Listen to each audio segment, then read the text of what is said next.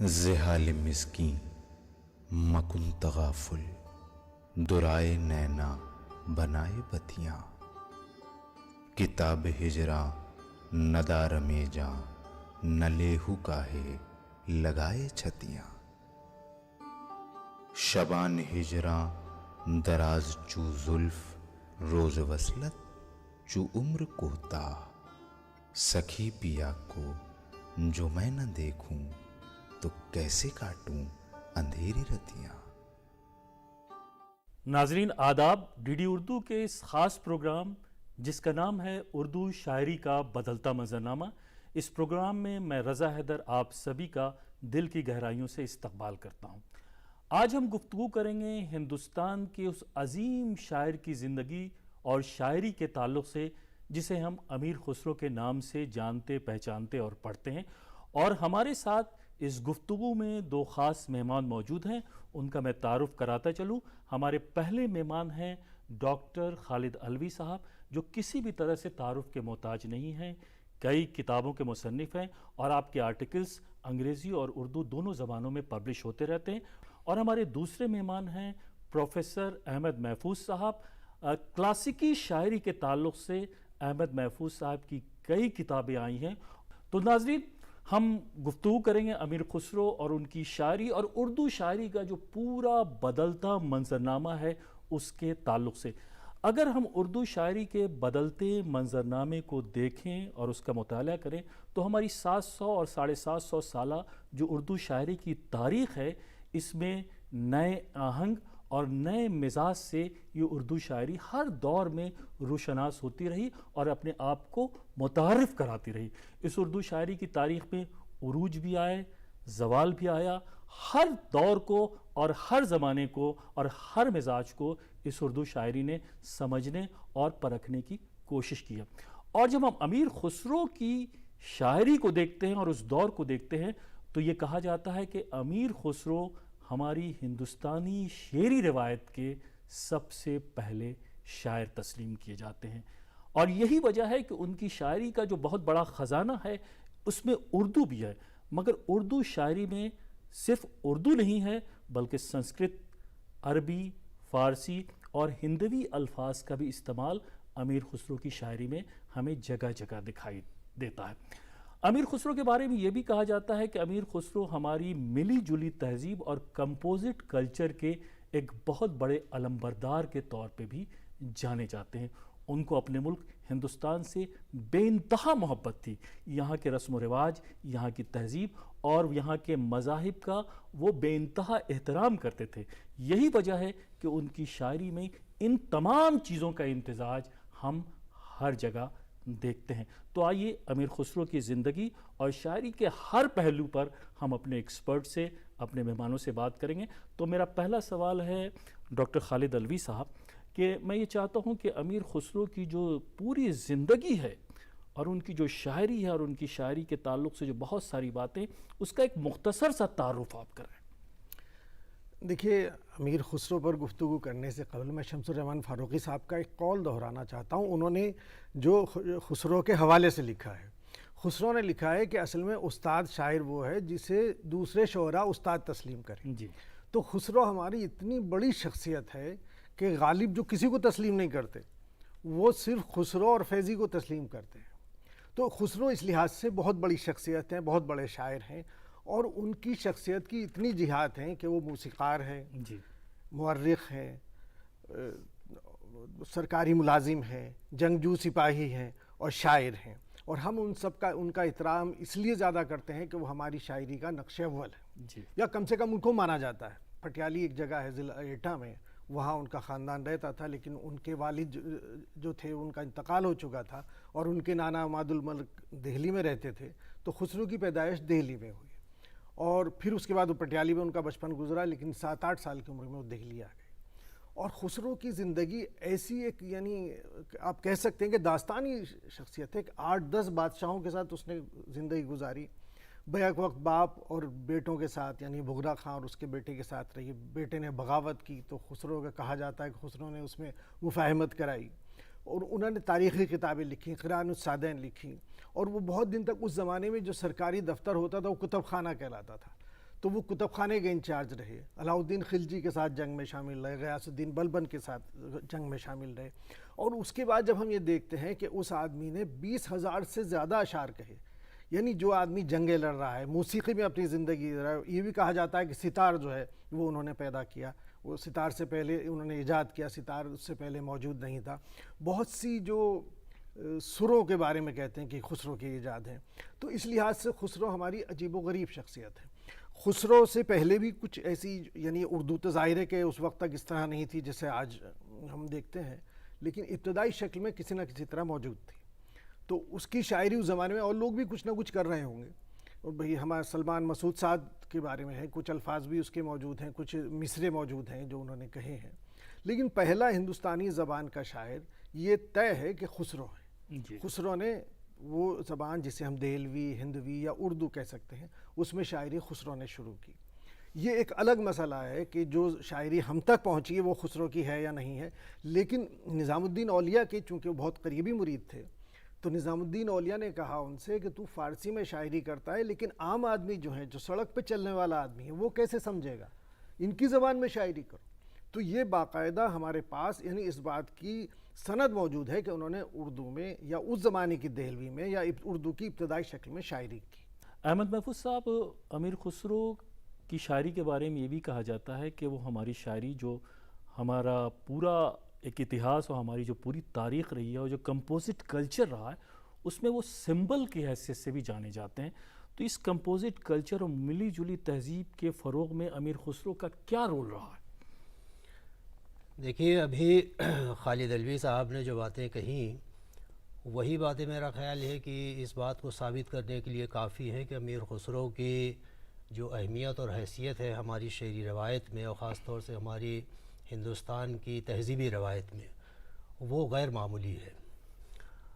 اب دیکھیے، اس میں بات یہ ہے کہ جیسا کہ ابھی یہ بات آئی کہ خسرو ہماری شعری روایت کا خاص طور سے، یعنی چونکہ خسرو جو ہے بنیادی طور پر تو فارسی کے شاعر ہیں، اور فارسی میں انہوں نے اتنا کہا ہے کہ اس کی مثال کم از کم ہماری ہندوستانی دوسرے جو فارسی شعراء ہیں ان کے یہاں بہت کم نظر آتی ہے۔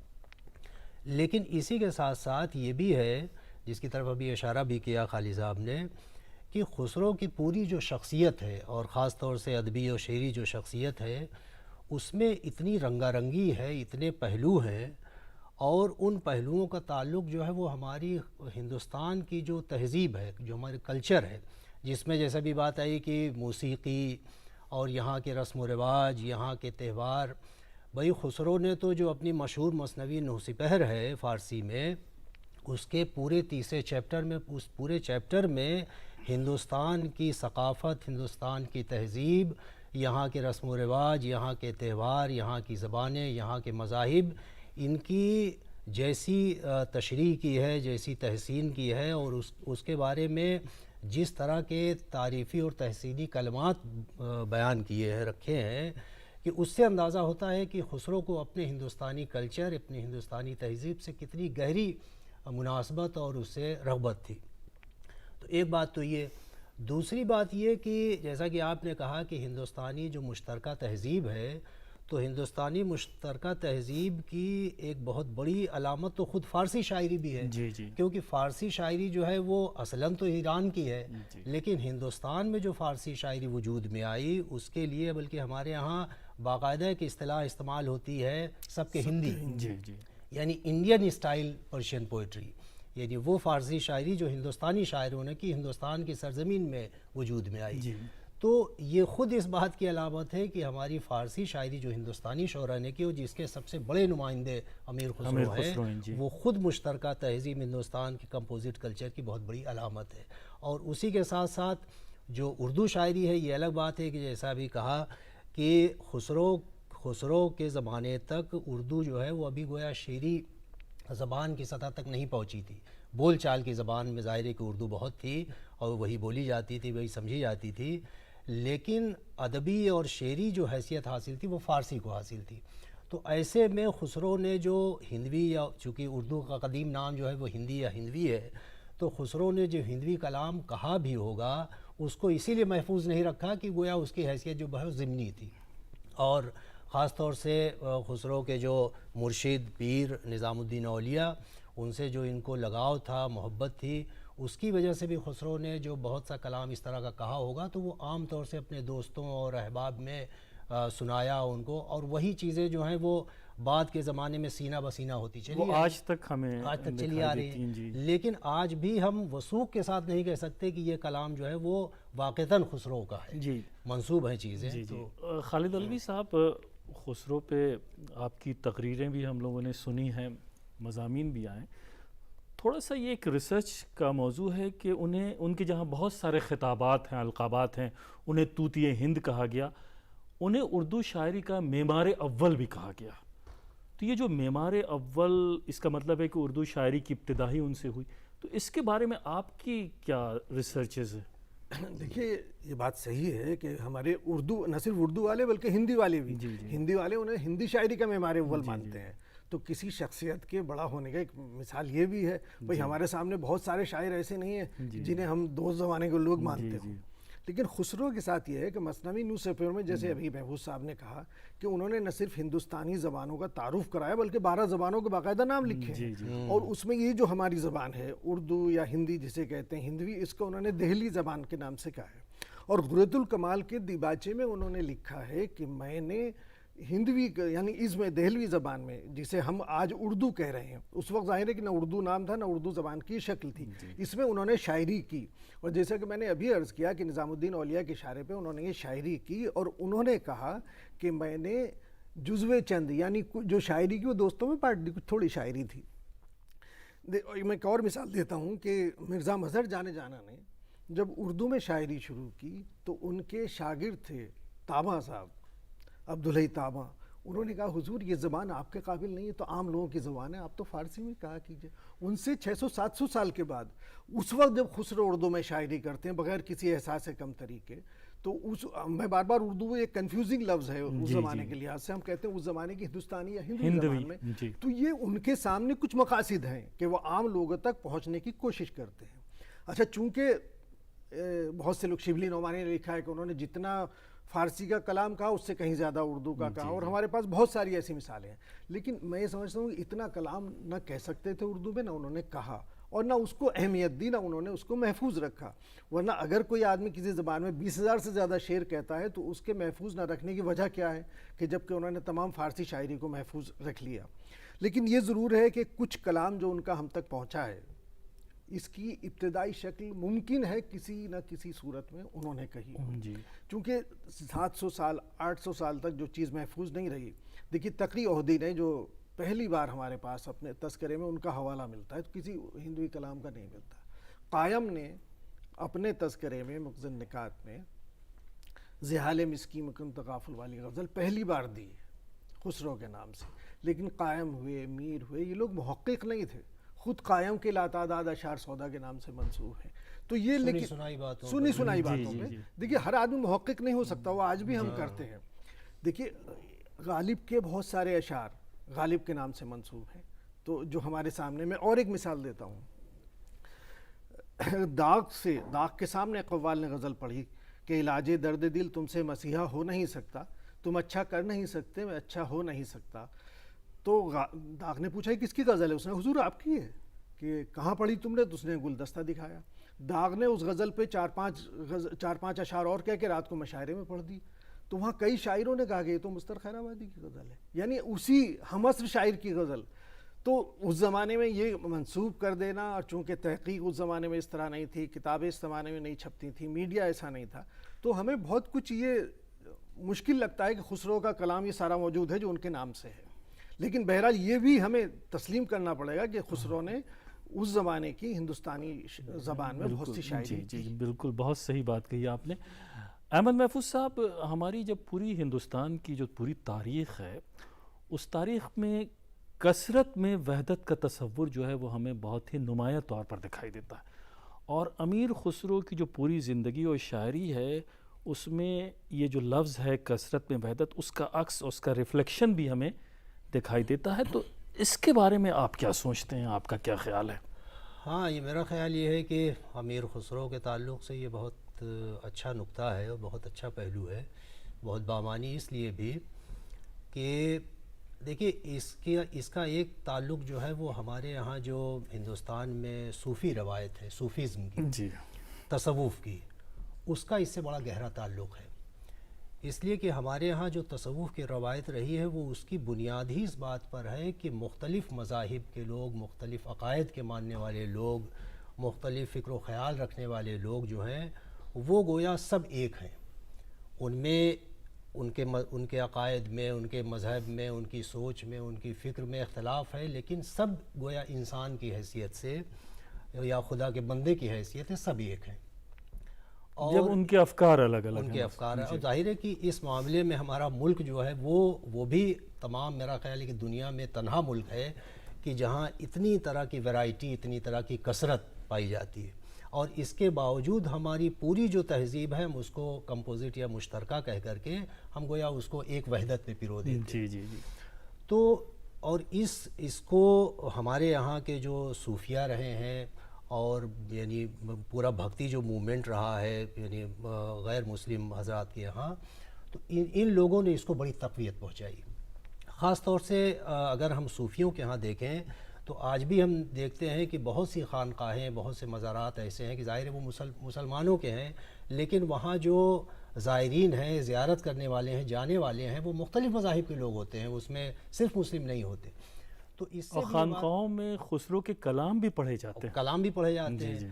اور جیسا کہ ہم جانتے ہیں، اور یہ بات تو آج بھی کہ امیر خسرو کو جو عقیدت تھی حضرت نظام الدین اولیاء سلطان جی صاحب سے، اور سلطان جی صاحب کا جو پورا یعنی ان کا خانقاہی نظام تھا، ان کے یہاں تو انہی باتوں کا گویا چرچا تھا کہ بھئی جتنے بھی لوگ ہیں سب لوگ ایک ہیں. بلکہ اس پر تو یہ بہت مشہور ہے کہ ایک بار سلطان جی صاحب کے ساتھ امیر خسرو جمنا کے کنارے موجود تھے، اور وہاں کچھ عورتیں مختلف مذاہب کی اپنا وہ کچھ کپڑے وپڑے دھو رہی تھیں. تو سلطان جی صاحب نے امیر خسرو سے کہا کہ بھائی ان کو دیکھو یہ کیا. تو امیر خسرو نے باقاعدہ یہ کہا کہ ہر قوم راست راہ دین و قبلہ گاہ، اور یہ کہے کہ پھر دوسرا مصرع کہا کہ من قبلہ راست کردم برطرف کج گلائے. بہت یعنی گویا یہاں جتنے بھی ہیں یہ سب کے اپنے اپنے مذہب ہیں، اپنے اپنے عقیدے ہیں، اور سب لوگ اپنے اپنے عقیدے کے لحاظ سے اپنا قبلہ درست کیے ہوئے ہیں. لیکن میرا قبلہ جو ہے وہ تو گویا میرے مرشد آپ ہیں، تو اس لیے میں نے اپنا قبلہ آپ کی طرف کر لیا. ڈاکٹر خالد علوی صاحب کثیر الجہاز شخصیت کے مالک تھے. ڈائمنشنز ان کی زندگی میں کئی پہلو نکلتے ہیں. اردو شاعری کے معمار اول، فارسی میں بھی کئی شاعری، لیکن ان کے بارے میں یہ بھی ہے کہ ہماری جو کلاسیکی موسیقی ہے اس کے فروغ میں بھی امیر خسرو نے بہت ہی اہم رول ادا کیا ہے کلاسیکی موسیقی کے تعلق سے، اور بہت سارے اس میں پیپرز بھی پبلش ہوئے ہیں، کتابیں بھی آئی ہیں. تو کلاسیکی موسیقی کے فروغ میں جو خسرو کا ایک کنٹریبیوشن اور ایک رول ہے اس کے اوپر آپ کچھ اظہار خیال کریں. وحید مرزا نے خسرو پر لندن سے پی ایچ ڈی کی تھی. جی. ان کی انگلش میں اس پہ کتاب چھپی ہے، ان میں باقاعدہ ایک چیپٹر ہے موسیقی اور خسرو میں. تو انہوں نے یہ کہا ہے کہ ستار کی ایجاد امیر خسرو نے کی ہے، اور بہت سے راگنیوں کی ایجاد امیر خسرو نے کی ہے. اور چونکہ سلطان جی کی درگاہ کا معاملہ تھا تو وہاں پہ باقاعدہ یعنی ایک سلسلہ ہے صوفیہ کا کہ جس میں نہ صرف موسیقی سننی جائز ہے بلکہ اس کے لیے باقاعدہ احترام کیا جاتا ہے، اہتمام کیا جاتا ہے. تو اس لیے محفل سماع کا. اور اس سے پہلے یہ کہا جاتا تھا کہ دیکھیے موسیقی میں صرف دف یعنی ایسی چیزیں سنی جا سکتی ہیں جو ایک طرف سے بند ہو، یعنی ڈھولک، اور دوسرے پر پابندی تھی. لیکن اس طرح ان لوگوں میں اس طرح کی کوئی پابندی نہیں، اس میں باقاعدہ موسیقی کا اہتمام ہوتا تھا. تو ظاہر ہے کہ خسرو کا اس میں بہت بڑا رول تھا. اور ستار، اس میں چونکہ عربی لفظ ہے، جس میں 30 کے معنی میں، اس میں 30 تار ہوتے تھے. اور چونکہ خسرو عربی فارسی یہ سب جانتے تھے تو ہمیں لگتا ہے کہ نام بھی انہوں نے ہی دیا ہوگا، اس کے کوئی باقاعدہ ہمارے پاس سند نہیں ہے. تو لیکن ستار کی ایجاد میں سمجھتا ہوں کہ موسیقی کے لیے بہت بڑی انقلابی ایجاد ہے. دیکھیے ابھی جیسے بات کہی ہر قوم راست رائے کی، خسرو ہی کا ایک شعر ہے کہ گفتم بہرم محرم ای خانہ کدام است. میں نے خانہ کعبہ سے پوچھا کہ تیرے اپنے کون سے ہیں، تو آہستہ بمن گفت کہ بیگانہ کدام است. اس نے آہستہ سے کہا کہ بیگانہ ہی کون ہے. تو یہ جو ایک وسیع مشربی تھی جو صوفیہ کے ہاں تھی، نظام الدین اولیاء کی درگاہ میں باقاعدہ ہولی کا رنگ کھیلا جاتا تھا. آپ یہ دیکھیے کہ عام ہندوستانی سے قریب ہونے کی ساری کوششیں ان لوگوں میں موجود تھیں. جو اچھا سیکولرزم کا وہ تصور جو آج ہم بڑا اسے یورپین تصور مانتے ہیں یا کہتے ہیں کہ اکبر کے ہاں ہوا.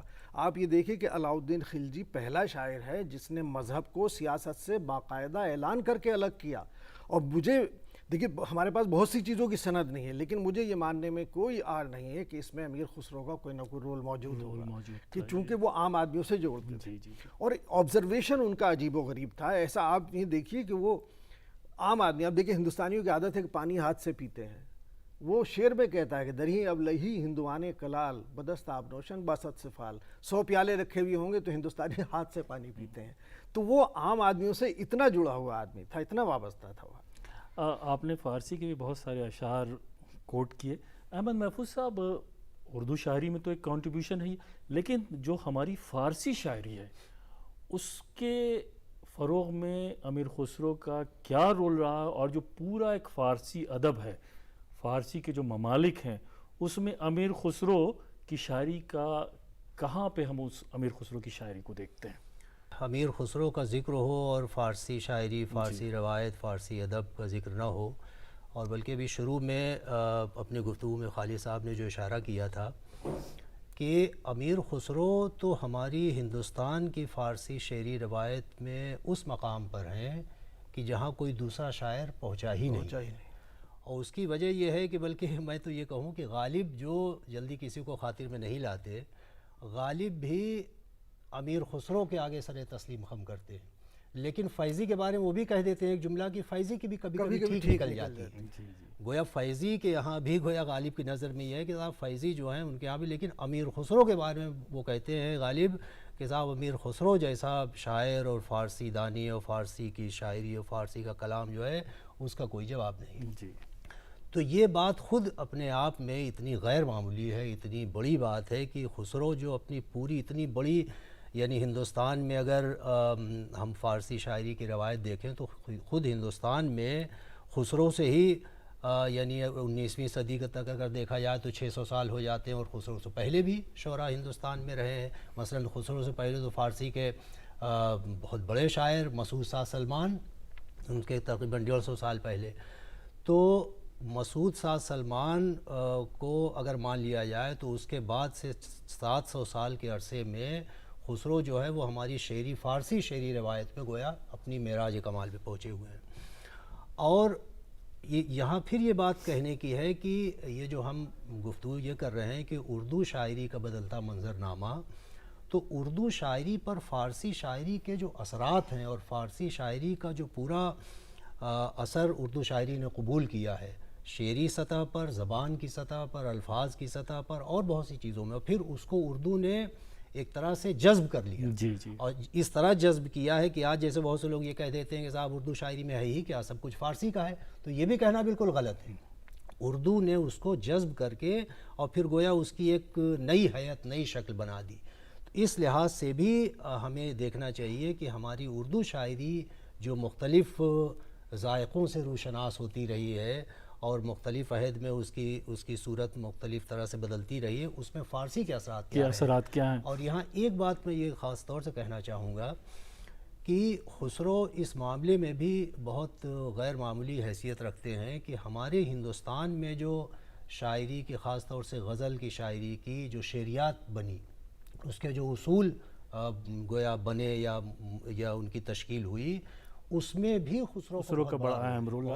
احمد محفوظ صاحب, ہم ملی جلی تہذیب کی بات کرتے ہیں, اور خسرو ایک ایسا شاعر ہے کہ ہر زمانے میں اس کی ضرورت کو محسوس کیا گیا اور اس کے پیغام کو دنیا تک پہنچانے کی کوشش کی جاتی رہی. موجودہ دور میں خسرو کی شاعری, خسرو کا پیغام اور ان کی قومی یکجہتی کا جو تصور ہے اس کو پہنچانے کی کس حد تک ضرورت ہے؟ دیکھیے جس طرح سے ہم کہتے ہیں نا ملی جلی تہذیب کے لوگ نمائندے ہیں, کچھ اس کے لیے باقاعدہ ہم لوگ کوشش بھی کرتے ہیں, تو اسی طرح کچھ لوگ اس زبان اس تہذیب کی مخالفت بھی لوگ کرتے ہیں. تو میں سمجھتا ہوں کہ خسرو کی ضرورت ہر زمانے میں رہی ہے اور ہر زمانے میں رہے گی. ہمارے زمانے میں شاید کچھ زیادہ ہم لوگوں کو اس کی ضرورت محسوس ہو رہی ہے. اور ہم دیکھیے خسرو کے ساتھ اردو ہی بات نہیں, ہندی میں بھی جو دوہے ان کے نام سے منسوب ہیں ملی جلی کلچر کی طرف تو اشارہ کرتے ہی ہیں.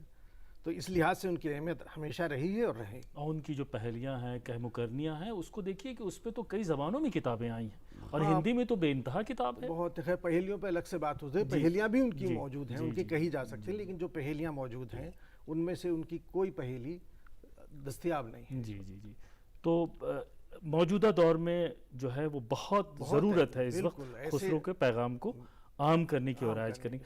احمد محفوظ صاحب، جب ہم خسرو کی بات کرتے ہیں اور ہندوستان کی جو ہماری پوری شعری روایت اور منظرنامہ ہے، خوبصورت تاریخ رہی ہے، اس میں کافی اتار چڑھاؤ رہا ہے، تو حالانکہ موازنہ کرنا اس دور سے اس دور کا ذرا بہت مشکل ہے، لیکن اس دور کی شاعری اور موجودہ شاعری، چونکہ آپ ایک شاعر کی حیثیت سے بھی پوری شعری دنیا میں پہچانے جاتے ہیں، آپ کیا فرق محسوس کرتے ہیں اور کیا میسج دینا چاہتے ہیں کہ اس دور کی شاعری اور آج کی شاعری، خسرو کے زمانے کی شاعری اور آج کی شاعری میں کیا فرق ہے؟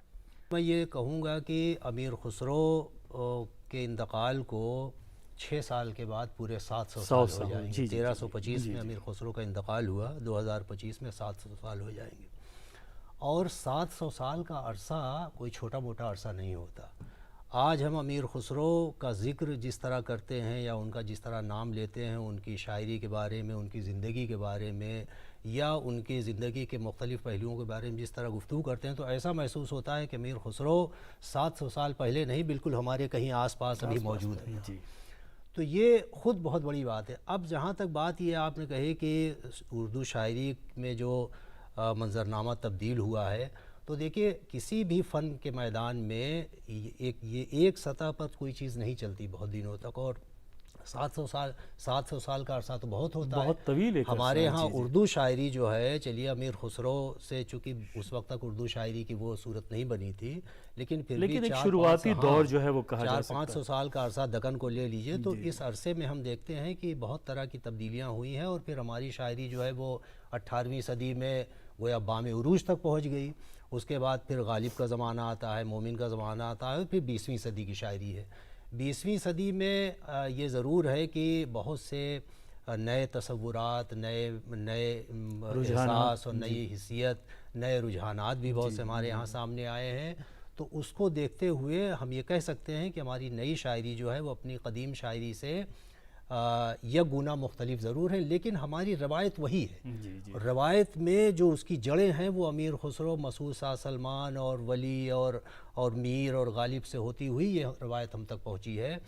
تو اپنی روایت سے جو رشتہ ہے ہمارا، وہ جس طرح سے پرانی صدیوں میں مستحکم تھا، میں سمجھتا ہوں کہ آج بھی اسی طرح رشتے کو مستحکم رکھنے کی ضرورت ہے، تاکہ ہم اپنی روایت سے پوری طرح استفادہ کرتے رہیں۔ بہت بہت شکریہ ڈاکٹر خالد علوی صاحب، پروفیسر احمد محفوظ صاحب۔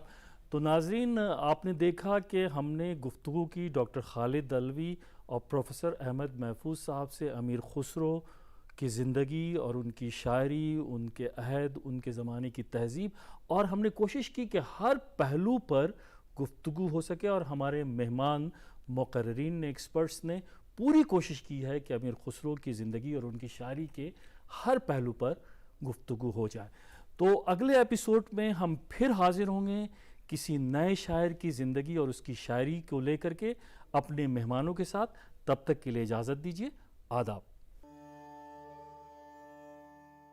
زحال مسکین مکن تغافل، درائے نینا بنائے بتیاں، کتاب ہجراں ندار میں جاں، نہ لیہو کاہے لگائے چھتیاں۔